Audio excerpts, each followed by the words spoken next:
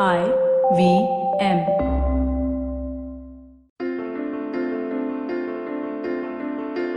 This is Storytellers and Storysellers live on tape. You're listening to Vineet Kanabar on the IVM Podcast Network. Every few months, we do an episode to get a temperature from the world of comedy. A few months ago, we did an episode with Sumukhi and Nisha Vasudevan, where they talked about finding their own creative voices in comedy. We also talked to Debbie Rao and Dhruv Sheth a few weeks ago about the state of comedy in general. Today, we're doing an update on comedy, but for the first time, we're talking to someone who is neither a comedian nor someone who's in the business of making money from comedy. Well, maybe a little bit of money from comedy, I'm sure. But someone who's a comedy entrepreneur. Say hello to Ravina Rawal from Dead Ant. Hi, Ravina. Hi, Vineet. Thanks for having me on today. It's great to have you here. Tell us a little bit about what Dead Ant does. Dead Ant is an online publication and a new media and entertainment company that's focused on comedy in India and a little bit internationally as well. Fantastic. Yeah. I'm going to call this episode Tracking India's Comedy Scene after what Dead Ant says it does. Before we get into the more fun side of things, let's talk to the entrepreneur. How did you get started? And here's where I'm coming from, right? I have this firm belief. One of the reasons why I started this show as well is we're terrible as a culture in documenting what's going on in our urban cultural landscape, so to speak, right? Just generally. I firmly believe that we have miles to go as a culture in India to do that. And in that space, Dead Ant seems like one of those fresh efforts at documenting the ongoings on in comedy. So tell us how you started. I've always actually been obsessed with niche spaces in subcultures and, what's happening and what's sort of just about to become big. I've got an eye on those kind of things for as long as I can remember. Back in the day, when psychedelic trance was a thing and raves used to happen, I went into that also because I was like, everybody's giving this such a bad rap where they're just talking about the drugs, but look at the subcultures that it's spawning, because there's like art here and there's music and there are artists and there's so much else that's happening with it, and we should be talking about that. I was very young and naive then. So, and after that, I sort of had a little bit of a stint with MTV where when they went Desi in the middle, they lost all the cool kids who kind of grew up on MTV. And for me, it was very important to, somebody should be talking to the youth and to those guys who sort of, were hanging on to everything. I mean, MTV was a trendsetter and a sort of gatekeeper of cool. And so we wanted to kind of also talk to them. So I created a little publication for them as well called Noise Factory, where there was nobody talking just to them. We had, I think, Target back in the day, and then there was Teens Today, but then after that there was a huge gap, and I was like, gap? What? Must fill. And so went running after that, and then I was working with various publications after that, but again I spotted a new gap that was forming, which was in comedy. This is a space that I've had my eye on since 2003, because that's when Veer Das had come to India and he was holding a comedy workshop in Delhi, and I was bored with lots of extra time. And I was like, what is this? And I went in there, and that's kind of like where I got hooked, because he was, of course, trying to find and nurture talent from that to create a scene over here. I didn't know that at the time. And I'm no good as a comedian because I don't have the nervous system for that kind of instant rejection. But it takes a thick skin. It really does. Yeah. And then after that, I sort of just I didn't want to do it myself, but I did think that it was a very powerful medium and a very interesting art form to sort of just watch how it goes. And there were and then slowly I saw it sort of building. And for Noise Factory also, we had to find a lot of young writers for cheap, because it was, their sort of side project and they didn't really care. So there were no budgets and all. And young writers for cheap is what this entire industry's motto is, right? Yeah. And also my new call for a job. Hey, any job applicants there? Anyway. So, you can totally do that. It's all right. Right? Yeah. Okay. I'll just give my list of requirements at the end of this. Yeah, please email me your CV with the subject line at this point. So I've had my eye on it since then, because a lot of the writers that we had for Noise Factory at the time actually grew up and grew into some of the biggest comedians we have today. So we have people from EIC and AIB, Veer Das himself. A lot of them wrote for Noise Factory as well. Just because I needed that sort of like cool, fun space to be tapped into. Yeah. And then I've been watching it grow, and I've noticed that started to notice that there was no one place, because I'm obsessed with it. I wanted to know what's happening, who's around, who are the new people, what are the new voices, who's doing something that's really exciting in this space, and so on. And I realized there was no one place to get all that information. And so I was like, what, another gap? Let's go into it. And so I out myself into it. And I realized also that there was nobody else doing it, but I needed to take some time to figure out, why am I the first mover? Like, feeling very proud that we might have first mover advantage, but it's like, why has nobody else entered this space? So I had to take some time to kind of figure out, is this also commercially viable? Is this also a space that is actually going to scale and is actually going to become something that has super like sort of impact? And I realized that, yeah, it is. And so that's when I chucked up everything that was comfortable and got into this, because I just felt like there was a need to create a space where you could nurture conversations around the craft, sort of work as a discovery platform, and just house everything that belongs to this subculture or this like very exciting moment in pop culture, and keep it there and sort of stand and track it as it evolves and the landscape sort of changes. So but let me ask you this. It's a culture, like you said, it's been around since 2003. The boys from AIB been around since 2011, 2012. You started Dead Ant in 2019, 2020, somewhere around there, right? Yeah, 2019. What had you, like, what did you see? What had you convinced that this was the right time? You said you saw it grow, but was there like a moment where you thought, hey, now is the right time? Or was it something that was stewing and you just felt, hey, I need to take this plunge now or never? Like, how did the timing of it work out? Yeah, so I think actually timing is a very, very important part of this, because when you step in as this sort of, as this cog in the wheel, you need to make sure your timing is right. And I feel like in the last 4 or 5 years is when it's actually got a lot of structure, and it's actually there's actually like business involved. And I think OML coming in and sort of, bringing in the business aspects to it, giving it some sort of infrastructure that helped. Also, brands are starting to look at comedians as like, these are the people that we should be working with as to be our brand ambassadors or whatever. And earlier it was very scattered. So even before 2003, it's not that we didn't have stand-up comedy. We did. It's just that we're counting it like in the last decade or so is when it started, this urban stand-up, club comedy situation sort of start to develop. And the Comedy Store came in, and, so the Comedy Store came in, that gave it some structure. Then you had OML come in and that gave it some structure. Then you had brands coming in. So it was now turning into like this sort of business thing, and you need to have a balance. Who's going to keep your checks and balances? Sort of, you needed a voice that was also tracking you and kind of saying, level up, or this is what's great, or these are the problematic bits about it, and just somebody sort of holding you to some performance and ethical standards as well. And I felt like that was also missing. But mostly it's just the love of this and realizing that it's going to boom. It has huge potential. You're talking to a captive audience of the largest youth population in the world.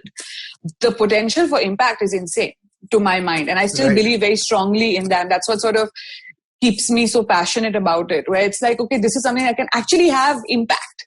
It's a direct conversation. It's not like any other performing arts, right? It's not open to interpretation, and it's not like, ye hastra mudra mein kya ho raha tha and ye whatever, It's like you're talking to people and you're having that conversation, and some of them are leveraging these platforms, these huge followings that they have to like talk about issues that matter, whether it's environment or political or socio-cultural or whatever. So to me, that was a very exciting thing, and it was brewing, and it was now becoming where we'd gone into smaller towns as well. And we were selling out arenas. It was internationally, people were touring and, selling out really iconic stand-up venues abroad as well. So I just thought, okay, this is a good time to now start, focusing on like this particular space in a more serious way. So what we've decided to do is sort of take a journalistic approach to it. But also, you have to do a little bit of mix, so you're also doing content creation. Of course. So what the skew of that is still sort of evolving. Content, yeah. So that skew is still sort of not locked yet, but where that's the direction that we're going in. It's very cool. Like I said in my little bit of a rant earlier, I honestly believe there isn't enough written about the impact of things, right? Impact of especially counterculture, urban culture things, right? For example, and hot take about 5 years too late, but if there was a swath of publications that was there to defend our comedians, probably there would have been a fewer apologies out there for making jokes, right? So both from a documenting culture, from what's cool, what's trending, to a larger credibility aspect to stand up, I think it's a great thing that that someone like you is coming in and building something like Dead Ant Up, right? I think the last time something like this happened was what? Maybe Indecision? Yeah. For indie quite music, possibly, yes, yeah. Right? And that, I mean, Indecision is rock journalism, and Frank Zappa said that it was for people who can't read, written by people who can't write, for people who don't care, right? So anyway, but yeah, it's fantastic that you're doing this, right? I think, but help me answer this, right?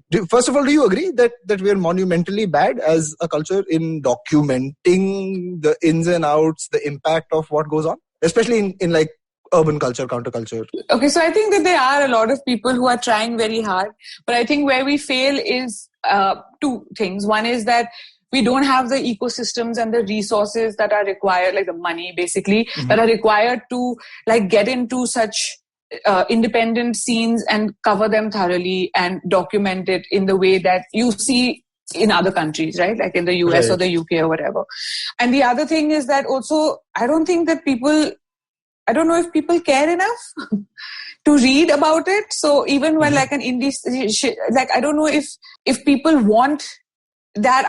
People are not used to it. It's not that do people want it or not, but I don't think that people are very used to having like a critical analysis of a scene. Right. But mostly it's that people have tried and it's, for whatever reason, is not failed. Also, a lot of people do it with passion and don't look at the commercial aspect of it, right? Which is a mistake because you'll always die out.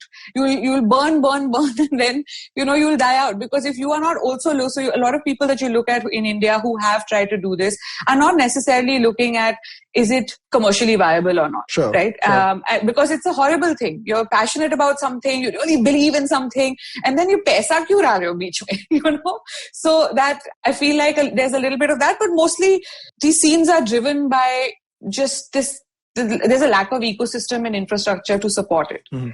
So I think that that's probably why we are terrible at documenting it. Also, we don't have the freedom to document it in the full way that one should be able to, right?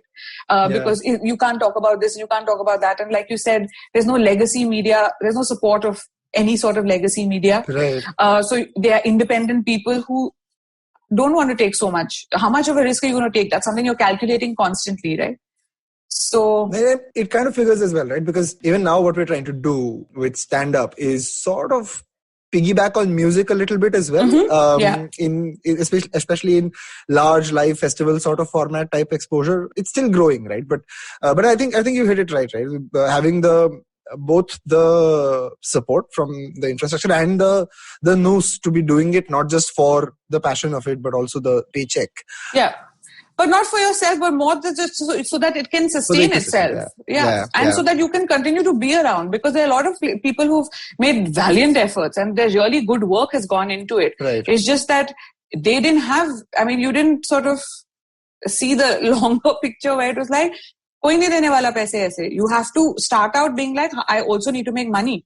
Just if you want to be a voice in this space that you need to whatever. So, yeah. Of course, there is no tomorrow without having a future. Yeah. There's no tomorrow without having money in the future, right? That money in the bank is the first thing that entrepreneurs do need to think about, no matter which scene you're unfortunately. Doing, right? And there are some great examples of people doing it, man. Outside of the main cities, but we'll come to that another time. Let me ask you this, generally from a 2020 perspective, right? Because you have to talk about how the year was. We're still in January.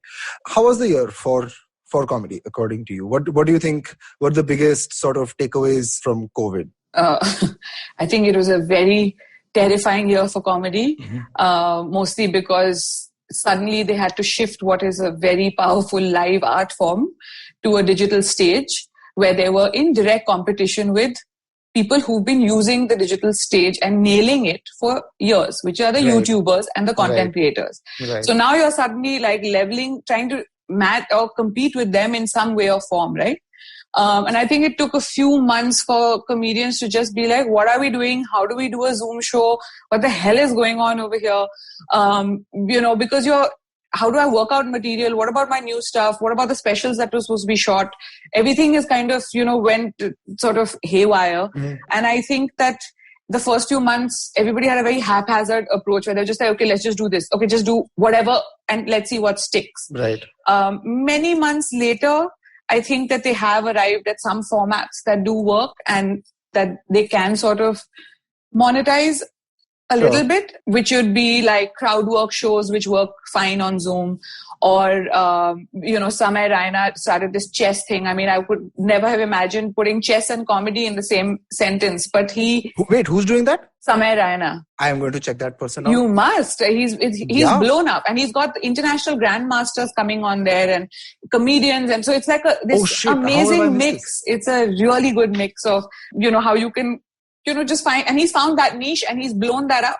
Brilliant. So that's one thing that could possibly stick for a while. And then, there's a quiz format that worked. Right. There's a lot that didn't work, but I think that these are some of the formats that might stick.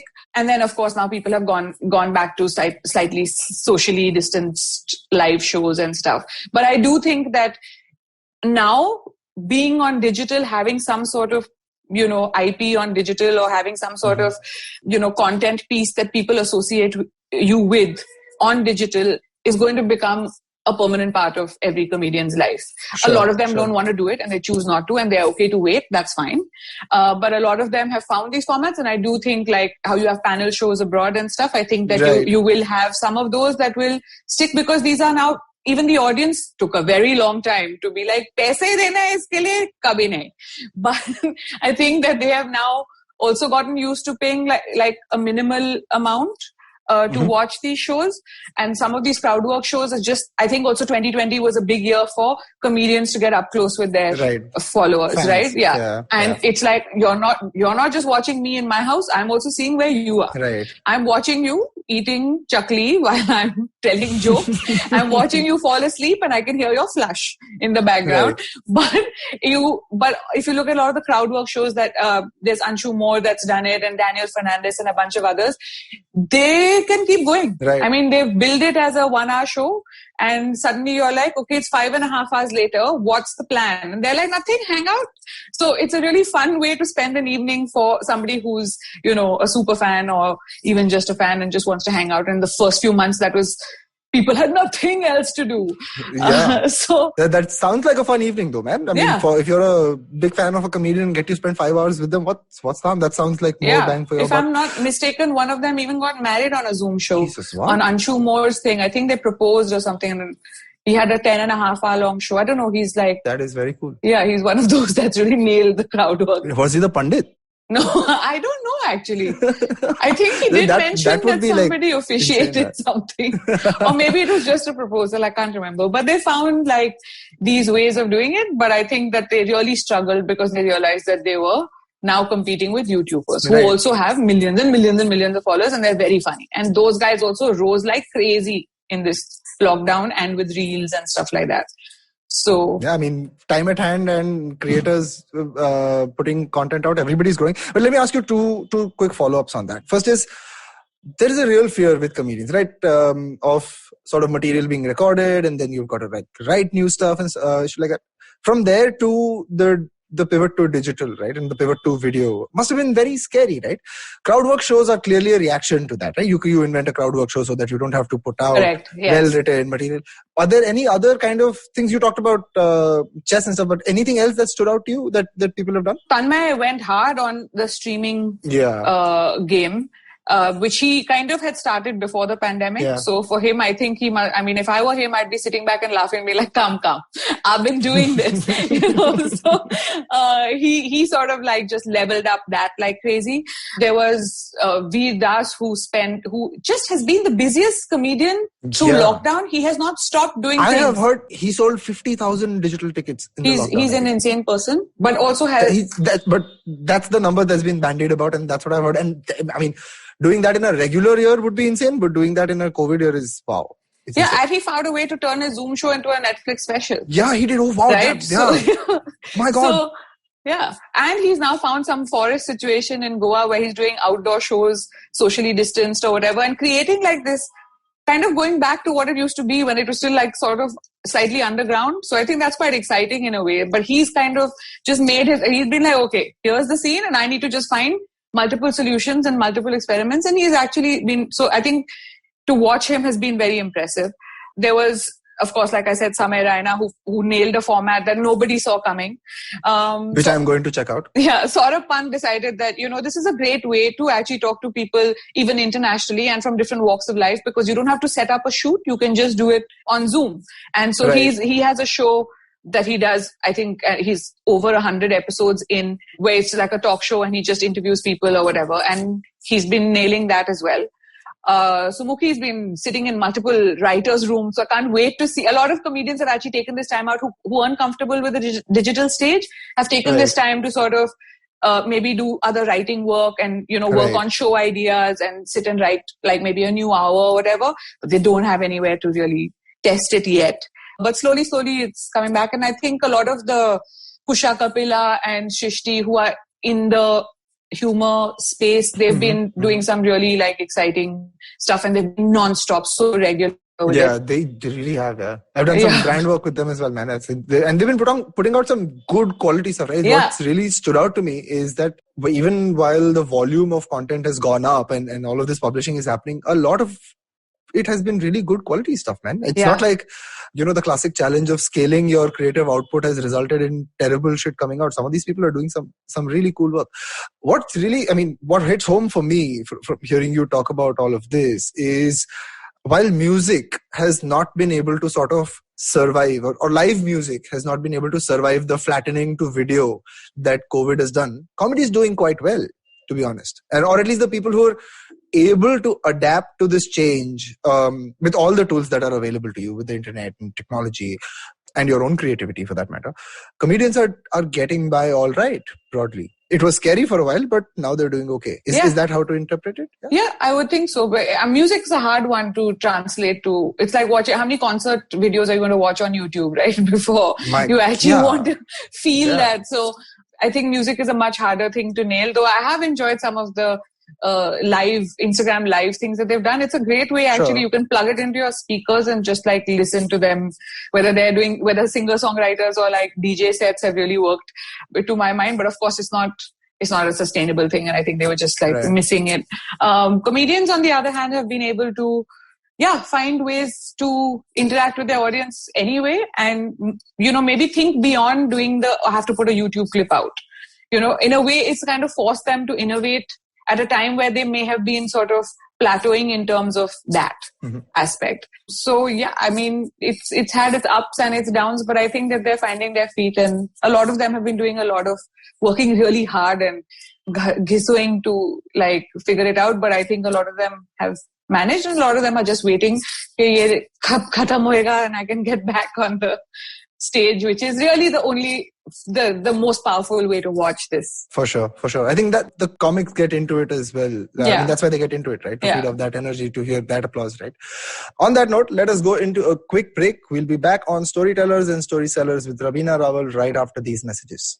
Hello, everybody. Welcome to another very special week on the IVM Podcast Network. Before I get to that, let me quickly thank our sponsors on the network this week. Storytel, thewholetruthfoods.com, and we have a new sponsor in Syed. Thank you all so much for being part of the network. So, this is Valentine's week, and we have a bunch of stuff for you guys. So I'm going to give you a couple of episodes that you could definitely catch up with. Agla Station, Season 2, Episode 12, Be Our Valentine. Ritasha and Ayushi have a little bit of talk about love and all the rest of the stuff that goes wrong with that. On The Habit Coach, Episode 396, Ashton Doctor did an episode which went into the much-debated origins of Valentine's Day. Also, do check out Candid Kannan with Siddharth Kannan featuring Govinda and his wife Sunita Ahuja. He talks to them about amazing 33 years together. But you know what, folks? If you want to hear more about these Valentine's Day things, what I suggest is go to our webpage, ivmpodcast.com/blog. And on the blog, we're going to post a bunch of different playlists that we've created for all the various major services. So if you're feeling in the mood for love, do check that out. You'll definitely enjoy enjoy it. Just a quick note on a few other noteworthy episodes this week. Nankari Kunal Vijayakar was the guest. They spoke about street food with him. On Simplified, they talk about vaccinating 1 billion people, then the logistical and administrative task in front of us. And on the Wire Talks, Siddharth talks to Devdutt Mukhopadhyay about the human cost of internet shutdowns. And with that, let me get you back to your show. Back on Storytellers and Storysellers with me, Vineet Kanabar. We're talking to Ravina Rawal about the state of comedy in 2020. As comedy has grown in the past sort of years, it has also become a sort of a much maligned, much trolled sort of space as well, right? It is, to reference a piece that you wrote for Dead End, it's a dangerous place for stand-up comics, right? I mean, and it's not a recent development, to be very honest, right? You had comedians stepping over boundaries for the better part of the last 10 years, but only recently it's really come into the fore, especially with Munawar Farooqi and what's happening in Indore, right? It's not easy when all the powers that be want to crack down on your profession. Yeah. Right? I would certainly be like, if the government suddenly was like, all podcasters must be put into jail, I'd be like, dude, hey, what? Right? It's also interesting that the right wing doesn't have any stand-up comics, but that's a different topic. But it's a scary place to be, right? To be honest. What's the mood like in the comedian fraternity? What are we thinking? Okay. So it is a weird time in terms of that the risk it's never been this risky before, right? The stakes are much higher than they've ever been, because up until a couple of years ago, you could handle trolls and you could handle the bad press or whatever it is with a block button and with a thick skin and be like, okay, whatever, I'm just going to mute whoever's trolling me. And you could carry on. Right? Or you could take a break from social media. That was the solution. Now you have people who've taken it offline. They've used social media to sort of mobilize the troops, so to speak, and go offline. So you had last year, even in the middle of lockdown, where somebody discovered a video from a couple of years ago and they went and, vandalized a venue. It was in lockdown. It was shut, but they were like, we want this person's address and, we're going to teach you a lesson and stuff like that. I mean, earlier we were still laughing about it, which is what I've also kind of written about, which is we were laughing about it when, DJs were like, oh no, Rahul Subramanian made fun of DJs. How dare he? How dare he? And showed up at a venue and said, Bahar nikal, main dikhata hu, and all that. And, it became a thing where in Pune, which was his next show or something, they were like, for security reasons, we have to cancel the show. Oh, you had to cancel. And we laughed because we were like, this is insane. Right? We laughed because it was DJs. Yeah, because it was DJs. So we were like, this particular faction taking over. It was so absurd that we were just like, ha. And then you had also Gaurav Kapoor in Delhi, who kind of made fun of bullet riders or Royal Enfield enthusiasts or whatever. And they were like, hamare bare mein kaise bola and all. And it was hilarious. And we were like, okay, whatever. Physiotherapist came after Abhijit Ganguly across his social media platforms to be like, how dare you make a joke about physiotherapists? So, I mean, like that, there's been stuff that you could shrug off and still laugh off and be like, okay, whatever. Like, people are getting offended, what's happening here? But now the stakes are higher because now you're getting death threats and you're getting rape threats and you're facing threats of violence, and people are just showing up at your parents' house. Addresses are being leaked. People are showing up at your parents' offices or their houses. And so you also don't want to sort of put other people in the eye of the storm jeopardy, just because, So I think that they're being quite careful about that as well. But I think that basically terrified them, where they had to rush to apologize and be like, I'm so sorry I hurt whoever's sentiments, right? Which was kind of heartbreaking to watch, frankly, from where I'm standing, because but I also understand that they feel very sort of vulnerable because they don't have any institutional support. They don't have, it's not a company, or it's not they're kind of solo artists. So they've already done the one big fight, which is coming from smaller towns to Bombay, or the fight of like, I want to quit my corporate job and be a comedian and all of that. So now you do all this and then you get into trouble like this on a larger scale where, it's actual danger. And like we've seen now, you have people even going into judicial custody. So I think that everybody's kind of wondering how to tackle that going forward. And I think in general, the mood is, if you're wondering about the silence, I think it's basically that people are trying to help out behind the scenes as much as they can in an individual capacity, instead of also sort of putting a target on their own backs.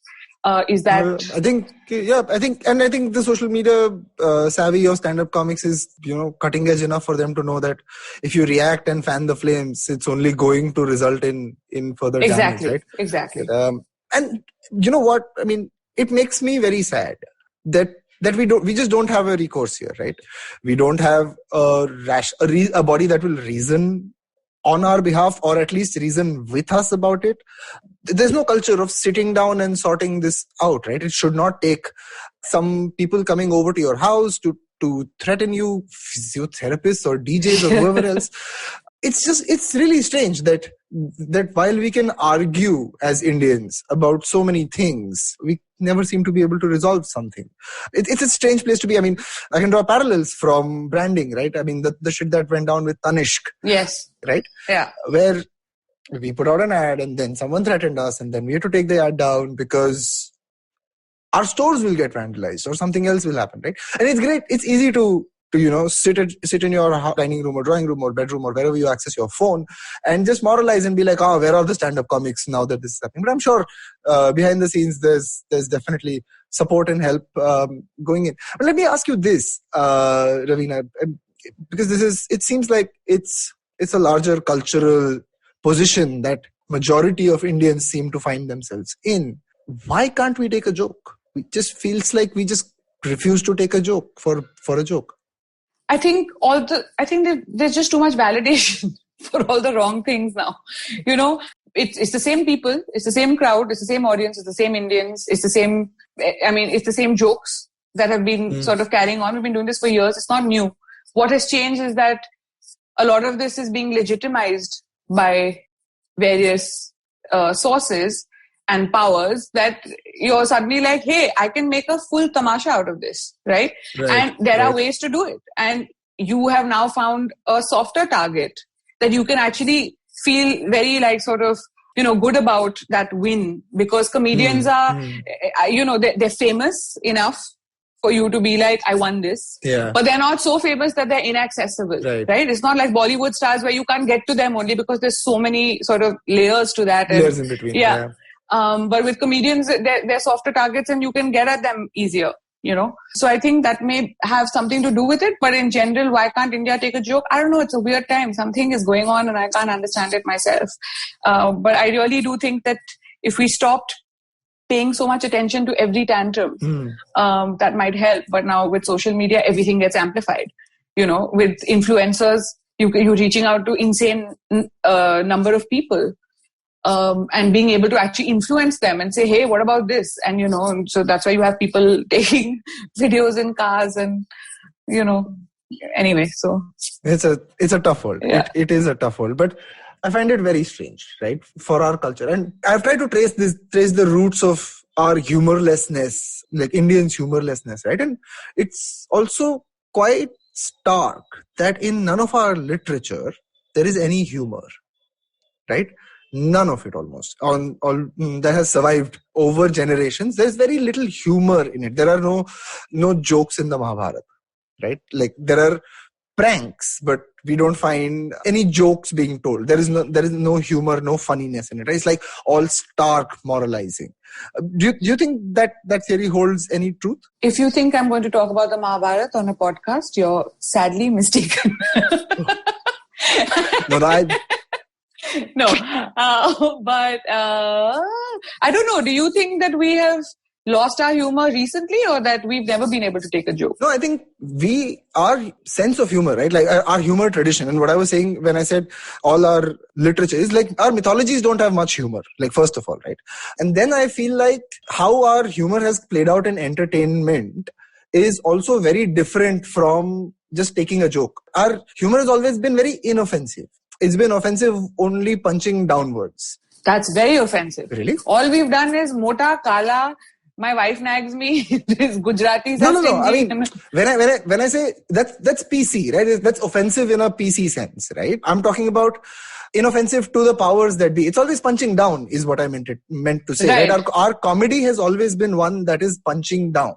I don't know, the Hasya Kavis, have not been. But is that tradition still around? We're talking about stand-up comedy in an urban space where Kavi Sammelans have all but died out. Well, in the urban stand-up space, we did try. We started off, but the minute that people started dipping their toes into that water, it was like back up immediately, right? So that's why actually there's very little political comedy in India, and the few people who've done it are hailed as like these, oh my God, like what a revolutionary sort of artists, where actually they're doing the bare minimum, but because nobody else is doing it, you're feeling like, oh shit, this is huge, you know? So I think that we are still, I mean, there's a lot more that one could do, but before one could even like sort of develop it, because also this is the sort of thing that will evolve over time, whether you're talking about social things or cultural things or whatever. When you're making commentary on society in general, that takes time to sort of hone into, you know, that's a craft that needs to be developed and evolve and so on over time. Mm-hmm. But I think that got arrested before it could even figure out like what the voice is going to be. The Indian comedy scene is very young comparatively. Right. Of course. You know, we're decades behind a lot of the other countries, I mean, especially America. So, which is what I was getting at, right? Like the traditions that have been lost have been replaced by traditions that are in comedy that are very different from what we see in the West, right? Stand-up is what, like you said, 2003, maybe 2020 years old in India. But what we've seen is the Govinda, Johnny Lever. Yes. That tradition of comedy, which is offensive to our sensibilities as well-educated woke people? Are you going to say woke people? Sure. I said well-educated internet people. Yes. I think that's, but that comedy was always punching down, right? The comic was always the butt of the jokes. In more ways than one. He was the comic and the sidekick. Never had anything very political or offensive to say. And that was the model of comedy. Well, you did have a little bit, like you had movers and shakers with sure. You had a little bit of that happening back in the day as well. I think it just sort of. But again, it was never about like movers and shakers. Again, was never about policy, was it? It was always mimicry and political theater. But again, I mean, I'm just getting too deep into it, I guess. Yeah. Way too deep. Backing up into from my theories about comedy. It's a strange, I mean, just to sum this section up, it's a strange place to be, man. When, like I said, when your entire profession is considered a threat to the powers that be, and to invalidate an entire way of entertainment is just strange, and we're seeing it happen. Turning this conversation into more hopeful, in a more hopeful direction. What's new with Dead Ant? I know you've just done a decade in comedy video that came out. Yes. Which is how I can hear the relief in your voice when I say, yes, let's talk about this. Anything but political. Anything but political. But how can I let you go? That brings us back to a decade in comedy on Dead Ant. What's that? So we actually, before Dead Ant came, there was nobody had chronicled the scene, the start of, comedy in India. That information is not really available there. There are a few clips on okay, this show is happening, or when somebody got into trouble, then that sort of got highlighted in mainstream media. But there was nobody, I mean, we don't have a record of that anywhere. So what I wanted to do was through anecdotal data, put this together. So what we've done at Dead Ant is actually put together a package that we're rolling out over the next 2 weeks, where we're just talking about the first 10 years of comedy, because after 2019 we've got it covered, right? But before that, just to sort of piece the history of it together, so that later on when you look back you have something like a foundation that's already been laid. We're doing that through anecdotal data, and we've got so we did a roundtable conversation, which is a new series that we've started with 6 of the comedians that I believe were quite pivotal to sort of creating the scene that we have today. And then we have a few articles that sort of explore the history of it.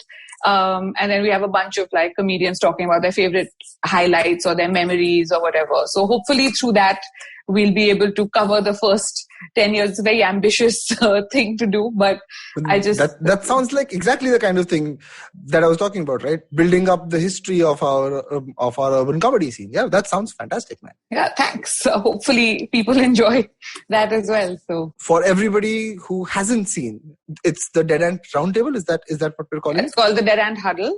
And it's The Dead End Huddle on YouTube, which we just also have started now this year. Right. YouTube is a big part of Dead End's plans. So let's see how that goes.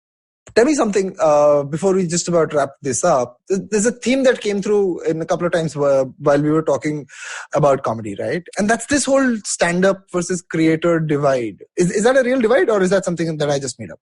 I mean, stand-up as a craft, I think India may be the only place where we go so hard on the other things. Right. Of course, since social media has come in, everybody across the globally has had to find ways to integrate social media into it. But I think the pressure over here to also be digitally very relevant at all times and all of that is very high, because a lot of brands are sort of watching that, right? And that's where comedians are making money right now.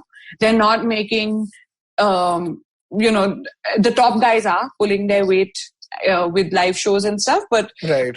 There's a huge chunk of them that sort of rely on brand work to make ends meet or whatever it is, and to sort of keep the revenue flowing. India is unique in that sense that we rely so heavily on that.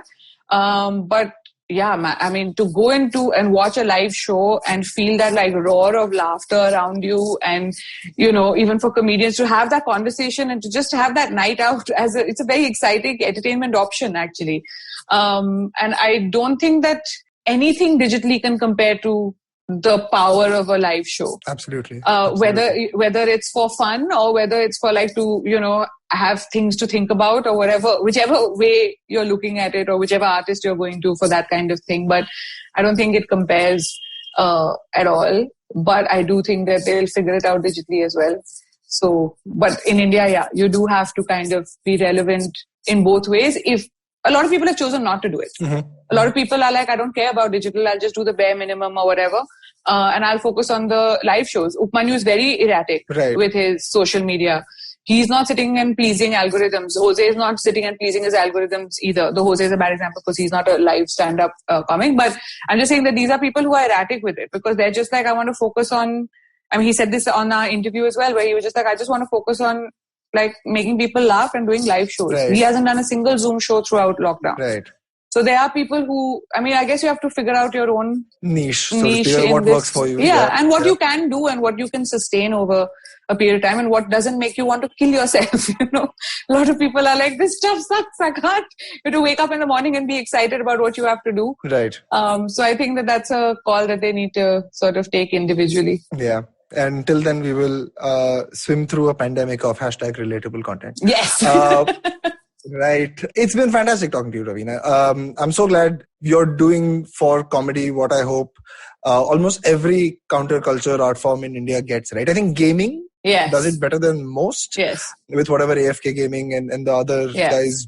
But I hope Dead End grows to be as big as Cricinfo is for cricket one day. Thank you. Eat something sweet quick. I will. But before I let you go, let me ask you to indulge in some future mapping. What do you think happens in the next 5 to 10 years in Indian comedy? I think that once we go through a little bit of a flux, figuring out how to now handle the new normal, both in terms of the climate that we live in and the fact that a pandemic came and sort of allowed things in the middle. Right. I do think that people will find fresh ways to make this more powerful than it's ever been.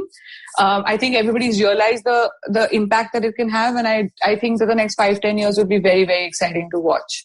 I think that you'll have a lot more artists. You'll have a lot more business people who are sort of bringing in the money to make it viable for them. And I hope that people recognize this potential. I don't know if this will happen, but I really hope that it does, because it does. It is something that you should be backing. So, yeah. Fantastic. Very hope punk about the next 10 years then, as we should be, right? Comedy will outlast us all. But Ravina, Rawal, thank you so much for spending this evening talking to us about comedy. Some interesting, difficult conversation, but overall, if we end on the note of hope punk, I think. Yeah. With that, we come to the end of this episode of Storytellers and Storysellers. Ravina, I hope you had fun. Thank you so much for a really fun conversation. I'm just like, You're looking at the time? I'm just like, it's 10 minutes to 10. Yeah, 10 minutes to 10. Okay. Yeah, I'm sure everyone's hungry. I want to let people go. And my producer, Deep, is like, हाँ, हो गया Vineet. कितना हो गया, बहुत हो गया, बस. नहीं. Once again, thank you so much. Thank you. This is Vineet Kanabar saying goodbye.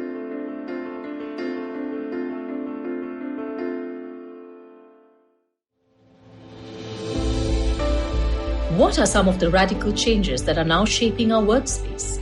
With physical distancing and heightened safety protocols being the norm, will technology finally make its large-scale entry to the workspace? Will design as we know it change for the long term? Is it possible for the Indian commercial real estate space to adopt a 360-degree approach to sustainability? Join our hosts at the Future of Space podcast by RMZ as we deliberate with industry leaders, analysts, and bright young minds on the way forward for the workspace given the new COVID normal. Tune in to the IVM Podcasts app or wherever you stream your favorite podcasts. Working Monday to Friday glued to your chair making you feel dull? Worry not. Get your 5-minute weekly dose of travel around the world with postcards from nowhere. Join me every Thursday as I explore the strange, obscure, and fascinating parts of the world and bring out facets of travel you may not have thought of before. You can find us on the IVM Podcast app, website, or wherever you get your podcast from.